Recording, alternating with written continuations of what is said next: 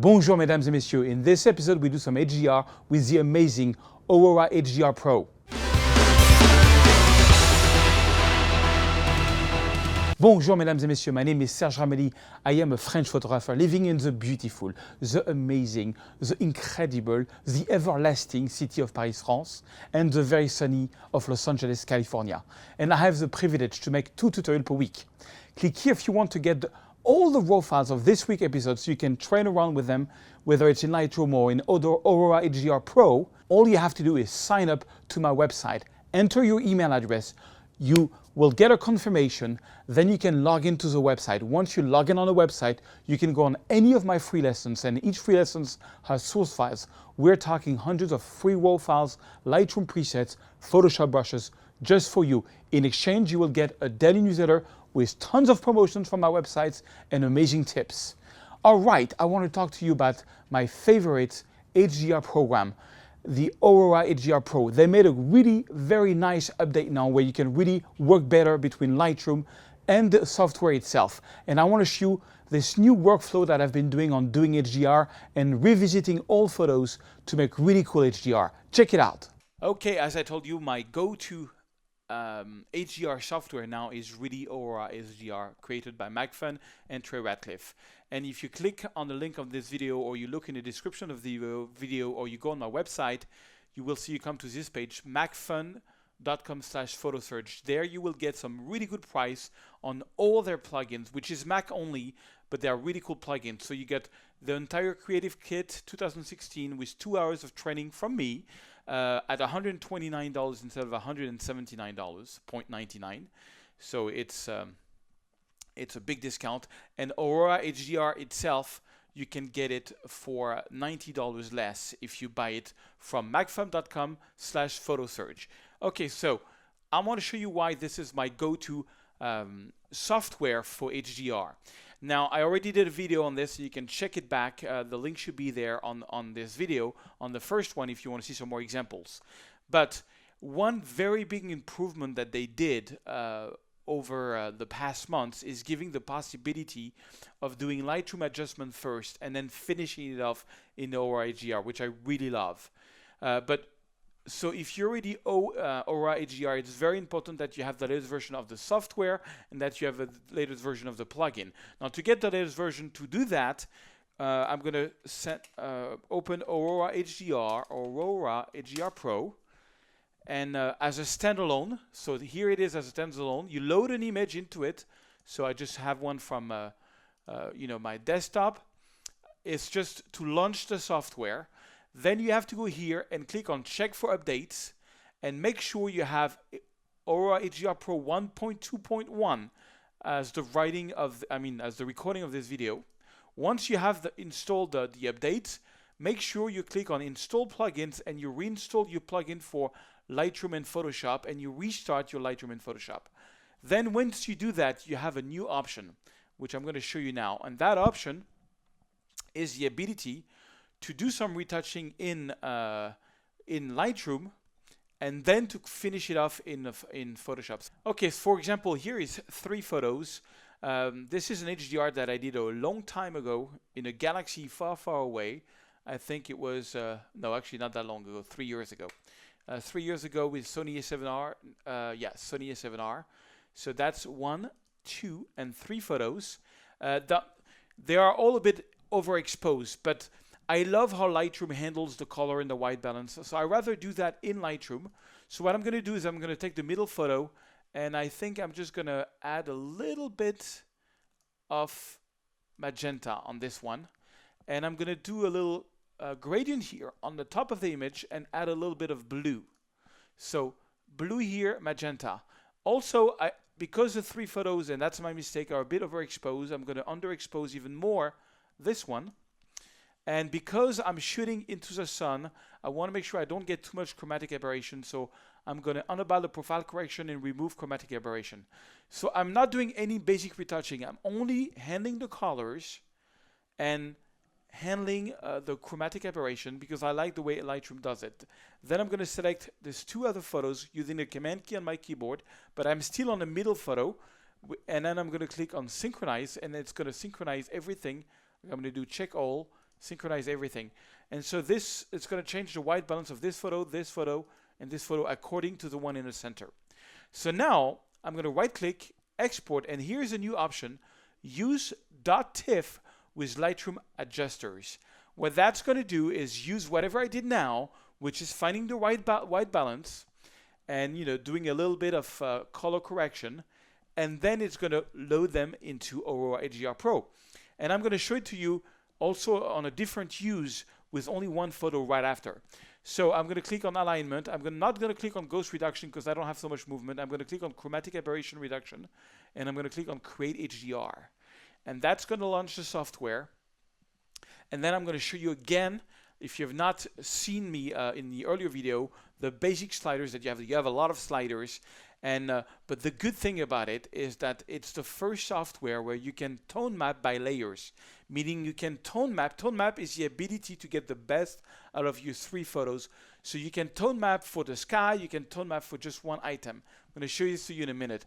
And that's, I used to use a lot Photomatics, which I loved also, but I find that Aurora HDR, because you can tone map for different part of the image, you get a better result. All right, so here we are in the software. So you see right there, it's looking beautiful. It blended, all 3 different exposures. And just to walk through a little bit on the user interface. So there you have the zoom. You can click on 100% to be at 100%. Here to make it a screen size, you can zoom in, zoom out, or you can use the zoom here and zoom as you want. This is the before and after. So right now it's, you see that's before and that's after, before, after. Before the basic tone mapping and after what you've done so far. Okay, and here, now there is 2 philosophy with this software. Either you go sliders by sliders or you use the presets. Honestly, I use the preset most of the time, but I'm going to show you some of the key sliders. The first one I would talk about is the tone section. Very similar to what you have in Lightroom. So I highlight is going to deal with the very brighter spot of your photo. On this one, I might get the highlights a bit darker. The mid-tones, shadows. I'm not going to touch so much the mid-tones and shadows. I might want to touch the blacks, make the blacks darker. Anything which is very black, a little bit darker. Okay, clarity. Well, clarity is clarity. Now, I don't like so much clarity, whether it's in HDR or not, so I don't touch clarity, but it's going to add this sort of very detailed look that you have in Lightroom, and you have it here also in Aurora HDR. Now, one very important slider is HDR look. Right now, it's on the right. If I go on the left, it's going to give a very smooth look to the photo, making it much more natural. And if I go on the right, it's going to make it a much more grungy. Now, I like to go smooth, so I put it usually a little bit smooth like this. And you can add some softness and boost this. Then you got HDR details. If you move this, this is where you're going to get this really HDR look. I don't like that look, so I don't use it in my basic layer, because here I'm on the original image. As you can see, this is the layers here. But I'm just going through and see, what I'm going to do. HDR denoise is, they have a very good denoiser, but this one does not have, let's see, 100%, doesn't have much noise. So I'm not going to use it, but if you had noise, you can use HDR denoise. Another slider that's very important is the image radiance. I like what it does. If you go here on the right on image radiance, it's going to give it an even more smooth, soft look, which I kind of like. So I'm going to put a little bit of radiance on this one. Then you got smart colorize, warmth. This is where you can, add some warmth if you want to. And this is the part that I don't use. I used what we did earlier in Lightroom for the colors. I can add more saturation, more vibrance, but I already did that a little bit. No, I actually didn't do it in Lightroom on this one, but usually I do that in Lightroom. And here's the details. Now this is where you can really go crazy on the details. They have like global detail, small. So small detail is going to be, you see anything which is very small. I don't like it because it makes really like high structure details. Medium details is already more interesting. It's details, so you can see what it does here on the clouds, is objects which are a little bit bigger, and large details. Now large details is an option that I use a little bit more, because it's just going to get big object and make them a little bit sharper. So that's kind of cool to mix up radiance and this. Glow, you can add even more glow. I'm a big fan of glow because I think it's glow on, you know, let me add a lot of glow. It's like haze, but they have a specific glow that I really like. But where this software really shines, okay, let me just go through. Top and bottom lighting, that's pretty cool. If you go here on the left, it's going to make the top of your photo darker or brighter. Maybe I do it a little bit here, and that's same thing, bottom. It's going to make it brighter or darker. Okay, I want to make the bottom a bit darker, and then blend is going to show you where that blends. So if I want to make the bottom really darker, play with the blends like this to make just a little vignette effect. Maybe it's a little bit too much. Voila, you got tone curve, you got color filters, you can do color toning, and I'm not going to go into that, and vignette, which you already have. But I'm going to show you a way that's a very simple. So that's my basic original image. All I did really was add a little bit of image radiance, which I like, and I touch a little bit the highlights and the blacks, very little things. But then what I do is I click on layer, and this layer I'm going to call clouds, okay? And then I'm going to look for a look of the clouds that I look. I can go, I'm going to go first in Trey Ratcliffe preset. Trey Ratcliffe helped create that software. So I'm going to show you two extreme. For example, here, he created a preset called Party in My Pants, in my HDR pants. Pretty crazy name. So that's totally crazy. So, oh, that's awful. It's all over the image. You can go completely the other way with Mountain Mist, for example. Or you can go, I love this one called Baby in the Corner. Baby in the Corner is a very glowy, very saturated look. So once you have a look, like what I'm doing right now is I'm only looking for a look for this part of the image, like around the sun and the statue, you know. So I can go through different looks that I like when in Venice, see something that I like, or you can go for others, you can go for basics. Basics, so you get like, you know, HDR look 1, for example. And I'm only looking at the clouds. I want to play with contrast between very puffy clouds and the structure of the bridge. So maybe romantic glow can do it. But romantic glow is missing a bit of saturation. So I can go to realistic HDR and see what's there. There's so many presets. Right now I'm looking for a very soft one, so realistic dreamy, realistic neutral. I think on this one I'm going to go to Trey Ratcliffe Baby in the Corner. I think Trey Ratcliffe Baby in the Corner I use a lot for the clouds, but I think it's a bit too much. What I'm going to do now is I'm on this layer called clouds. I'm going to take this brush, and if you right click by default, you can see the size of the brush. The opacity by default is 50%, meaning that when I'm going to brush, it's going to bring 50% of whatever is on that layer. Let me show this to you. So I'm going to brush, and it doesn't, the baby in the corner, it doesn't get applied on the entire photo, but only on this part. It gets tone map only on this part. Okay. And I love that. So now let me show you the before, that layer, before, after, before, after. And what you can do to make nice transition is you can make your brush even bigger. You know, so you get great softness. Big brush helps, makes better transition.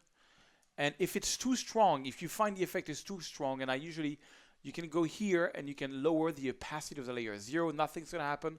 50%. So it's basically 50% on 50%. I'm doing this way, it blends better with the image. So I like what I did here. Now I find that these statues are not, you know, they don't stand out enough. I love the structure of this statue. So you know what? I'm going to click and add another layer here that I'm going to call statues. Oops. Statues. And let's see. I'm going to go for, let's go to architecture and see what architecture's got to do. Strong HDR look. Let's look at strong HDR look. But now I'm looking only in the statue, or architecture realistic. I'm only looking what it does in the statue. Or architecture bright. Oh, I like that. I like what it does, but just that in statue. So same thing, I got this big brush, and I'm just going to brush. And it only does it. I can make my brush smaller with a right click on this lamp here. Maybe I add it a little bit on this here. So let's see, before, after. Before, after. You see how I added details just that and not here. Okay, and usually I always add on this one. I'm maybe gonna lower so it blends better, like at 77%, because I really like that look. I want to keep that. Okay, and then I'm gonna click on plus, and I'm gonna do some final touch. So sometimes what I do is I look at a look that I love in small as a final touch, like cityscape. Cityscape, I like that. Let's see, architecture balance look. I like that, but I think it's architecture bright. I like that overall look, but it's too much. So same thing. I'm gonna click here, and I'm gonna lower the exposure of that effect, maybe around 29-30%, something like this. Okay, and I'm gonna call this final look. It's important to name your layers just like you do in Photoshop. So I got clouds. You can see there is a mask. In white is where I brush, so it only affects this part of the photo. You got status.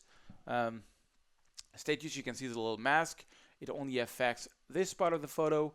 And final look is for this part. Okay, I'm gonna do one final one that I'm put at 100% for vignetting. Vignetting. And I'm gonna go all the way down here, and I could do it in Lightroom if I want to, but why not do it here? A little vignette effect. I love vignette effects because they force the viewer to look in the middle. Okay, so let's see the before and after. That's the before photo, that's the after photo. I really gave it this dreamy look here, this HDR look there, but not everywhere. I think, you know what, I'm gonna give, because I don't like the clouds here, I think I'm gonna go back in the clouds, and with my brush, with baby in the corner, I'm gonna boost the size, and I'm gonna add some baby in the corner in these clouds. I don't like the too much details in the clouds, something like this. Okay, and I'm gonna reactivate all my layers. This way I have a smoother sky, but still a very, very, you know what? I think that there is too much detail here. So same thing, I'm gonna go back here. I can take that layer because that cloud layer basically makes that cloud layer has no details. Okay, it's a very fuzzy one. I don't like what it does in the marble here. So I can just add that, maybe make a little stronger cage for this layer, and I can just reactivate all my other layers. Okay, and anyway, it's a very creative process, but Aurora is going to give that extra look to your photo. Then once you're happy with it, and I'm happy with this one, it's kind of crazy, and it's going to hit the home page of 500px right away. You click on apply. That was, by the way, that was really a crazy sunset. I know a lot of people don't like when photos are too much saturated, but believe me, when you are sitting in front of a very, very strong sunset, very colorful like this one, this is how the scene looked to me. And I have the feeling that people that don't like saturation in sunsets react the same way than people when TV went colors. I remember when I was a kid, the first time we had a color TV, we thought that the colors looked very fake because we were just used to black and white, and it was unusual to see this type of colors. I think we are not used to so saturated images, but walk around in a true sunset, crazy colors, and believe me, this is how it looked to me. I could hardly open my eyes, so much it was red and the sun was coming straight at me. And that's what I want to communicate in that photo. Not all the sunsets are like that, but this one was like that. Okay? So it's going to re-import the photo into Lightroom, and I can still do some final retouching there. So I'm back into Lightroom, and I can do a double exposure. I can do double development where I can make even this photo even darker, and if I find it, I can add vibrance, take out vibrance. But voila, that's the final photo. It's got this sort of glowy look there, this detail there. Let me open up a little bit the shadows. Actually, I think I'm going to add some vignetting. But I find that now there is a better interaction between, Lightroom and Aurora HDR, which is really cool. So that's the before photo, and that's the after photo with Aurora HDR. So it's really nice to give a look. Let me show you another example of this new plugin that they have. This photo is a photo that I took years ago. I love that photo. It's one of my favorite. I shot this with a Canon 5D. Let me see. This was shot in 2007. It's almost 9 years ago, and I think I shot this with the Canon 5D at the time. Yes, the 5D, not the 5D Mark II. 9 years ago. And it was funny because just a little story. I was going to shoot Notre Dame, and I was with my sister-in-law. And this is the raw file on retouch, and there's a crazy sunset.